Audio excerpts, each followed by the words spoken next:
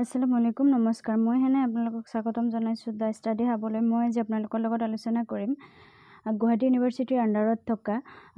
কলিয়াবৰ কলেজৰ পিজি নটিফিকেশ্যনৰ বিষয়ে মই আজি আপোনালোকৰ লগত আলোচনা কৰিম পিজি মানে নটিফিকেশ্যন যোনটো ওলাইছে সেই নটিফিকেশ্যনটো কি কৈছে মানে কি এডমিশ্যন কেতিয়া হ'ব অনলাইন লাষ্ট ডেট কেতিয়া বা আপোনালোকে এডমিশ্যনৰ কাৰণে যি অনলাইন কৰিব লাগিব সেই অনলাইন কেতিয়া হ'ব সেই বিষয় আৰু পইচা লাগিব নে নাই বা মেৰিট লিষ্ট কেতিয়া ওলাব সেই বিষয়ে মই আজি আপোনালোকৰ লগত আলোচনা কৰিম গতিকে ভিডিঅ'টো আৰম্ভ কৰাৰ আগতে কওঁ যে আপুনি যদি মোৰ চেনেলত নতুন আহিছে তেতিয়াহ'লে অনুগ্ৰহ কৰি ছাবস্ক্ৰাইব কৰি বেল আইকনটো প্ৰেছ কৰি ৰাখিব যাতে আগলৈকে এনেধৰণৰ ভিডিঅ'সমূহ পাই থাকিব পাৰে আৰু যদি আপুনি মোৰ চেনেল আগৰ পৰা ভিউৱাৰ্ছ হয় তেতিয়াহ'লে অনুগ্ৰহ কৰি লাইক কমেণ্ট এণ্ড শ্বেয়াৰ কৰিবলৈ নাপাহৰিব এতিয়া আহক সময় নষ্ট নকৰাকৈ যি পিজি এডমিশ্যনৰ নটিচ ওলাইছে সেই নটিচটো চাওঁ নটিচত কি কৈছে এয়া হৈছে নটিফিকেশ্যনটো যোনটো নটিফিকেশ্যন আউট হৈছে পিজি এডমিশ্যনক লৈ সেই নটিফিকেশ্যনটো হৈছে এইটো কি কৈছে চাওঁ আহক post graduate admission notice for the academic year 2024-25 in education and M Com মানে তাতে অনলি এডুকেশ্যন আৰু এম.কমৰহে এম এ কৰিব পাৰিব এডুকেশ্যনৰ আৰু এম.কম কৰিব পাৰিব আপোনালোকে নিশ্চয় যিখিনি কমাৰ্চত পঢ়িছে সেইখিনি গমেই পায় এম.কমত মানে ফাৰ্ষ্ট যেতিয়া এডমিশ্যন হয় তেতিয়া কোনো মানে বেলেগ কোনো ডিপাৰ্টমেণ্ট নাথাকে এম.কম বুলিয়ে থাকে তাৰপিছত গৈ কিনে চাগে নেক্সট হয় ডিপাৰ্টমেণ্ট বা স্পেচিয়েল পেপাৰ হয় যিয়ে নহওক এতিয়া হওক কি কৈছে এইটো চাওক online admission portal for admission into MA Education and M.Com for the academic year 2024-25 is now live. The candidates who are shortlisted in the postgraduate entrance test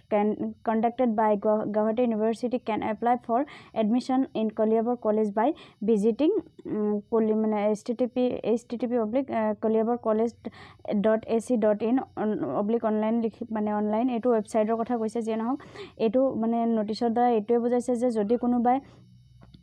MA বা M.কমত এডমিশ্যন MA এডুকেশ্যন আৰু যদি M.কমত admission ল'ব খুজিছে তেতিয়াহ'লে তাহতে কলিয়াবৰ কলেজত এতিয়া online কৰিব পাৰে আৰু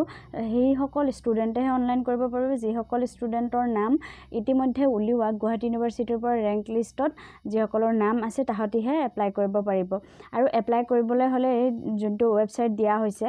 এইটো আপোনালোকে চবে চাই আছে কলিয়াবৰ মানে আপোনালোকে কলিয়াবৰ কলেজ লিখি মানে www.koliaborcollege.ac.in লিখি গুগলত চাৰ্চ কৰিলেও পাই যাব আৰু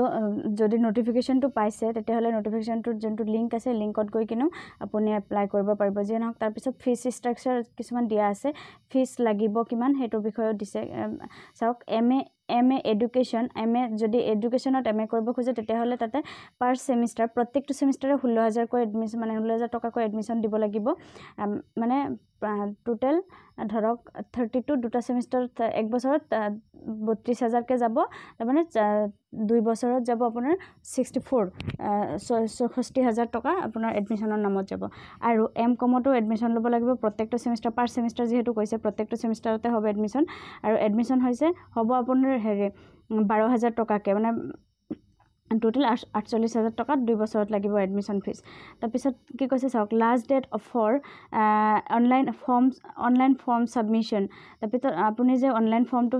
ফিল আপ কৰি ছাবমিট কৰিব তাৰমানে এতিয়াৰ পৰা আৰম্ভ হৈ গৈছে অলৰেডি যে আপুনি মানে এতিয়াই ফৰ্ম ফিল আপটো কৰিব পাৰে আৰু আপোনালোকে ফৰ্ম ফিল আপ কৰাৰ লাষ্ট ডেট হৈছে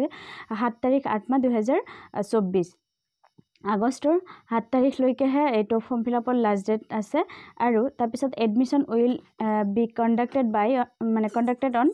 9 তাৰিখ 8 মাহ 2024 10 AM যেনক ৰাতিপুৱা 10টাৰ পৰা 9 তাৰিখে ৰাতিপুৱা 10টাৰ পৰা এডমিশ্যন আৰম্ভ হ'ব তাৰপিছত কি কৈছে ফৰ মোৰ ইনফৰমেশ্যন ভিজিট www.koliaborcollege.ac.in এইটো ৱেবছাইটত গৈ কিনে যদি মানে আপোনালোকে যদি কিবা প্ৰব্লেম থাকে তেতিয়া তাতে চাব পাৰিব নাইবা যদি মানে আৰু বেছি কিবা ইনফৰমেশ্যন লাগে তেতিয়াহ'লে মানে M.কমৰ কোঅৰ্ডিনেটৰ যোনটো নম্বৰ দিয়া আছে এইটো নম্বৰত আপোনালোকে মানে ফোন কৰি জানিব পাৰে আৰু যদি এডুকেশ্যনৰ কিবা মানে কনফিউজন আছে কিবা মানে ইনফৰমেশ্যন জানিব খোজে তেতিয়াহ'লে এডুকেশ্যনৰ মানে কোঅৰ্ডিনেটৰ এইটো নম্বৰত আপোনালোকে যোগাযোগ কৰিব কোঅৰ্ডিনেটৰৰ নম্বৰ দিয়া হৈছে আৰু আপোনালোকে এইটো নম্বৰত যোগাযোগ কৰিব পাৰে এইখিনি আছিলে আজিৰ এইটো ভিডিঅ'ৰ মূল কথা। ভিডিঅ'টো এইখিনিয়ে বাৰু। আপোনালোকে যদি কোনোবাই মানে PG কৰিব খুজিছে তাতে, তেতিয়াহ'লেও PGটো মানে এপ্লাই কৰি লওক আৰু তাতে এডমিশ্যন লৈ লওক। ভিডিঅ'টো শেষলৈকে চোৱাৰ বাবে ধন্যবাদ। আৰু সদায় এটা কথা কৈ দিওঁ, যদি আপুনি মোৰ চেনেল নতুন আহিছে, অনুগ্ৰহ কৰি ছাবস্ক্ৰাইব কৰি বেল আইকনটো প্ৰেছ কৰি ৰাখিব, যাতে আগলৈকে এনেধৰণৰ ভিডিঅ'সমূহ পাই থাকিব পাৰে আৰু যাতে মোক আগবাঢ়ি যোৱাত অকণমান সহায় কৰে। আৰু যদি আপুনি মোৰ চেনেল আগৰ পৰা ভিউৱাৰ্ছ হয়, তেতিয়াহ'লে অনুগ্ৰহ কৰি লাইক, কমেণ্ট এণ্ড শ্বেয়াৰ কৰিবলৈ নাপাহৰিব। জয় আই অসম, জয় হিন্দ।